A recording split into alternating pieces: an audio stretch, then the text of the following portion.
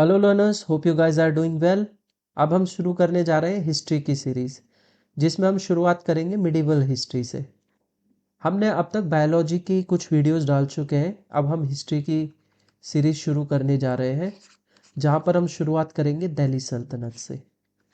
तो चलिए शुरू करते हैं। दिल्ली सल्तनत बहुत इंपॉर्टेंट टॉपिक है एग्ज़ाम के पॉइंट ऑफ व्यू से। तो चलिए इसको शुरू करते हैं। पहले हम जानते हैं दिल्ली सल्तनत की नींव कैसे पड़ी। मोहम्मद गौरी ने भारत पर आक्रमण किया। मोहम्मद गौरी था जो कारण बना भारत में मुस्लिम सल्तनत के इस्टेब्लिशमेंट का। मोहम्मद गौरी भारत में आया था जिसने बहुत सारी लड़ाइयाँ लड़ी, जिसमें तराइन का युद्ध हो गया, चंद्रावर युद्ध हो गया। ये बहुत ही इम्पोर्टेंट युद्ध रहे जिन्होंने दिल्ली सल्तनत को इस्टेब्लिश करने में अहम रोल निभाया। अब दिल्ली सल्तनत का जो टाइम पीरियड था वो था 1206 से 1526 तक। फिर इसके बाद मुगल पीरियड शुरू हो जाता है। तो दिल्ली सल्तनत में 5 डायनेस्टीज आई। उसमें से पहली डायनेस्टी थी स्लेव डायनेस्टी। ये स्लेव डायनेस्टी शुरू की गई थी मोहम्मद गौरी के ही एक स्लेव, जिसका नाम था कुतुबुद्दीन ऐबक। स्लेव डायनेस्टी का टाइम पीरियड था 1206 से 1290 तक। फिर इसके बाद आई खिलजी डायनेस्टी, जिसका टाइम पीरियड 1290 से 1320 तक रहा। फिर इसके बाद तीसरी डायनेस्टी आई तुगलक्स, जिनका 1320 से 1414 तक इन्होंने दिल्ली पर शासन, मतलब पूरे भारत पर शासन किया, और दिल्ली इनकी कैपिटल रही, इसीलिए इसे दिल्ली सल्तनत बोलते हैं। तुगलक्स के बाद आए सैयद। सैयद को इस्टेब्लिश करने में तैमूर लंग का बहुत अहम रोल है। फिर इसके बाद आई लोधी डायनेस्टी। लोधी डायनेस्टी का टाइम पीरियड रहा 1451 से 1526 तक। तो चलिए अब इसको हम एक एक करके टाइमलाइन के थ्रू समझने की और पढ़ने की कोशिश करते हैं। मैं कोशिश करूंगा कि ये सारी डायनेस्टीज और इनसे जुड़े जितने भी शासक हुए उनको आप अच्छे से समझ पाए। इसको एक कहानी की तरह लेकर चलेंगे और एक टाइमलाइन के थ्रू मैं आपको समझाने की कोशिश करूंगा किसका टाइम पीरियड कब तक था और कैसे कैसे किसने कैसे शासन किया। बात करते हैं हम स्लेव डायनेस्टी की, जिसका मैंने टाइम पीरियड आपको बताया था कि 1206 से लेकर 1290 तक इन्होंने शासन किया। तो इसमें सबसे पहला शासक हुआ 1206 से लेकर 1210 तक, कुतुबुद्दीन ऐबक। कुतुबुद्दीन ऐबक ये स्लेव था मोहम्मद गौरी का। मोहम्मद गौरी के सफल आक्रमणों के बाद, सफल जितने भी इसके एक्सपीडिशन हुए भारत में, उसके बाद इसका एक टर्किश स्लेव था जिसका नाम था कुतुबुद्दीन ऐबक। मोहम्मद गौरी की मृत्यु के बाद कुतुबुद्दीन ऐबक, जो कि इसका गवर्नर भी था, तो इसकी तुरंत डेथ के बाद भारत की जो कमान थी वो कुतुबुद्दीन ऐबक के हाथ में आ गई। उस टाइम भारत की कैपिटल थी लाहौर। कुतुबुद्दीन ऐबक को लाख बख्श के नाम से भी जाना जाता था। अब लाख बख्श इसे क्यों कहा जाता था? क्योंकि ये बहुत दान करता था। कुतुबुद्दीन ऐबक ने कभी भी अपने आप को सम्राट नहीं कहा। ये मानता था कि मोहम्मद गौरी है ट्रू रूलर और वो इसके अंडर काम करता है।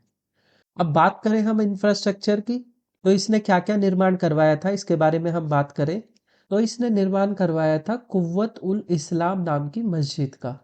इस मस्जिद का निर्माण इसने दिल्ली के मेहरौली में करवाया था। इसने 2.5 दिन के झोपड़े का भी निर्माण करवाया। यह अजमेर का एक संस्कृत कॉलेज था जिसको तुड़वाकर इसने वहां पर 2.5 दिन के झोपड़े का निर्माण करवाया था। इसने कुतुब मीनार का निर्माण भी शुरू करवाया था, पर इसको कंप्लीट करवाया गया था इल्तुतमिश के द्वारा। ये जो कुतुब मीनार कुतुबुद्दीन ऐबक ने बनवाया था, ये ख्वाजा कुतुबुद्दीन बख्तियार काकी की याद में इसने बनवाया था।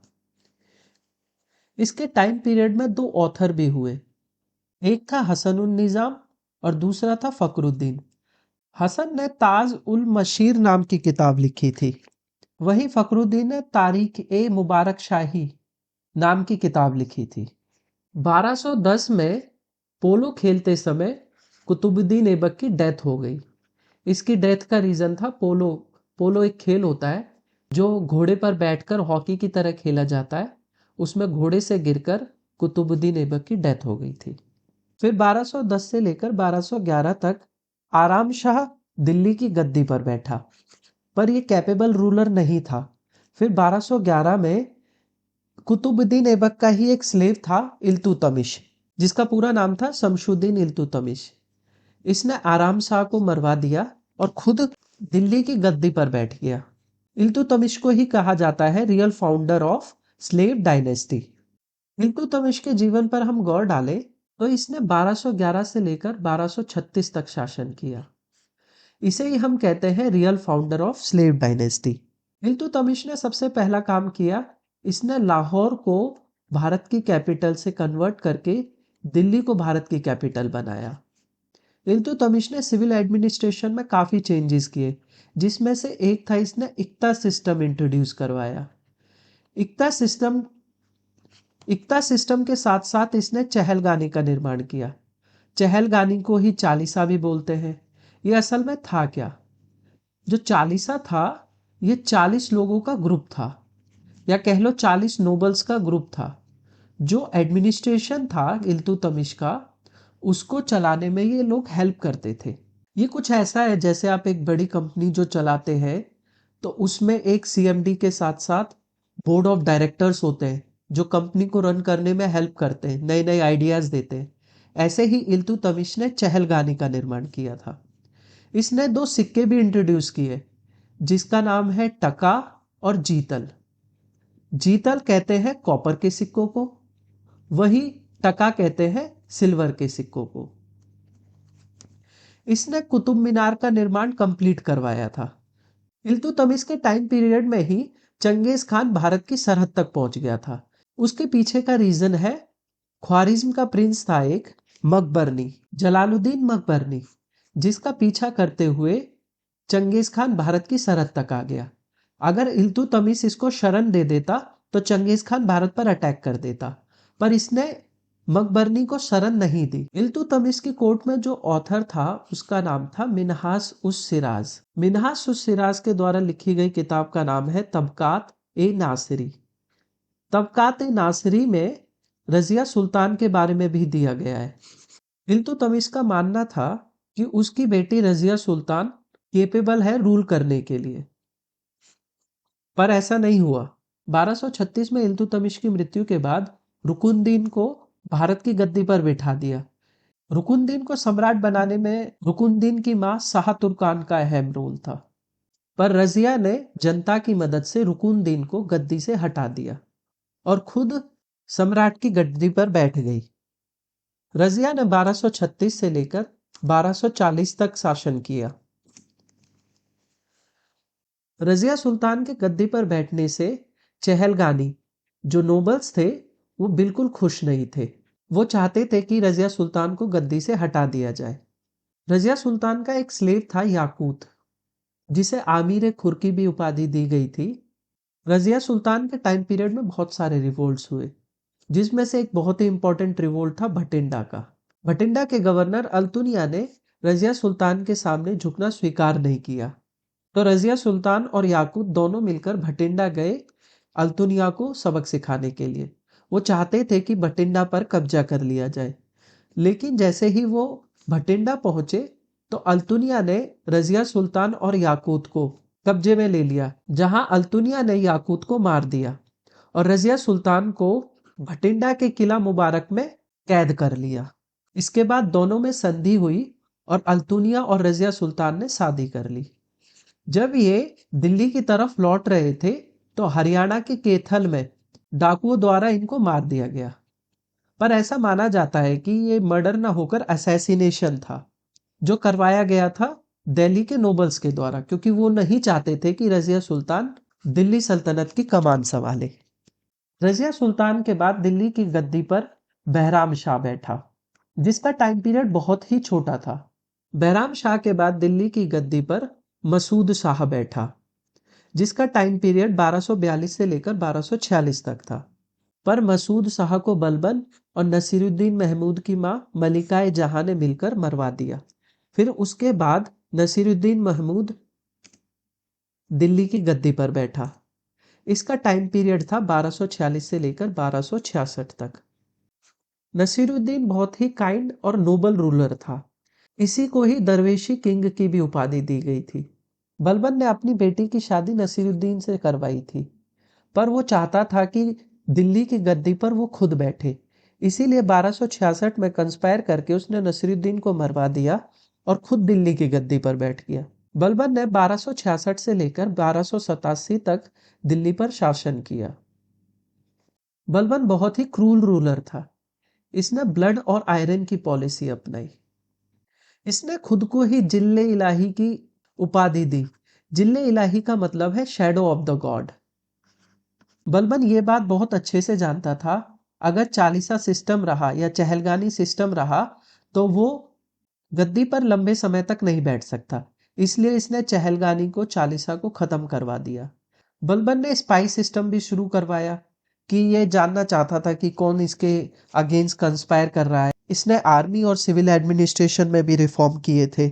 बलबन ने एक मिलिट्री डिपार्टमेंट दीवाने अर्ज स्टैब्लिश किया। बलबन ने सिजदा और पैबोस शुरू किया।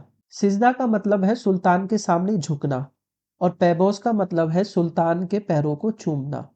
बलबन ने नवरोज फेस्टिवल भी शुरू करवाया था। 1285 में मंगोलों से लड़ते हुए बलबन के बेटे मुहम्मद की डेथ हो गई और इसके साथ इसका एक खास सेवक था तुगरील। उसने बलबन के खिलाफ विद्रोह कर दिया, जिससे बलबन का दिल टूट गया। इस घटना के बाद बलबन कमजोर पड़ता चला गया और 1287 में बलबन की मृत्यु हो गई। बलबन की मृत्यु के बाद 1287 में केकुबाद, जो कि बलबन का पोता था, उसे गद्दी पर बिठा दिया गया। पर यह बहुत ही इनकेपेबल था, बहुत कम उम्र का था, इस वजह से ये शासन नहीं कर पाया और 1290 में खिलजी फैमिली के द्वारा केकाबाद की हत्या करवा दी गई, जिसके बाद खिलजी डायनेस्टी की शुरुआत हुई। यहाँ पर स्लेव डायनेस्टी खत्म हो गई पूरी तरह। यहाँ हमने पहली डायनेस्टी को पूरी तरह पढ़ लिया है, जिसमें हमने ऐबक को पढ़ा, फिर उसके बाद हमने इल्तुतमिश को पढ़ा। जो इम्पोर्टेंट था वो ऐबक है, इल्तुतमिश है, रजिया सुल्तान है और बलबन है। इल्तुतमिश के बाद रुकुनुद्दीन फिरोज बैठा गद्दी पर, जिसको रजिया सुल्तान ने डिस्पोज कर दिया था और जनता के द्वारा रजिया सुल्तान को गद्दी पर बिठाया गया। पर जो चहलगानी थी वो रजिया सुल्तान को नहीं चाहते थे कि वो दिल्ली की गद्दी पर बैठे। जब रजिया सुल्तान और उसका हस्बैंड अल्तुनिया 1240 में आ रहे थे भटिंडा से, तो कैथल हरियाणा में इन दोनों की हत्या करवा दी गई। उसके बाद गद्दी पर नोबल्स के द्वारा बहराम शाह को बैठा दिया गया। बहराम शाह के बाद मसूद शाह गद्दी पर बैठा। ये बहुत ही इनकेपेबल रूलर थे, बहुत छोटे छोटे पीरियड के लिए ये रूलर्स बने थे। तो मसूद शाह को बलबन और नसीरुद्दीन की मां के द्वारा डिस्पोज कर दिया गया, इसको मरवा दिया गया। उसके बाद नसीरुद्दीन गद्दी पर बैठा। ये दरवेशी किंग की इसने उपाधि ली, बहुत ही नोबल रूलर था। फिर इसको मरवाने के बाद बलबन गद्दी पर बैठा। बलबन ने ब्लड आयरन पॉलिसी, सिजदा पेबोस जैसी चीजें शुरू करवाई। दीवाने अर्ज मिलिट्री डिपार्टमेंट शुरू करवाया। इसने ही जिले इलाही की उपाधि ली। स्पाई सिस्टम शुरू किया। बलबन के बाद बलबन का पोता केकुबाद गद्दी पर बैठा, पर इसको खिलजी के द्वारा मरवा दिया गया।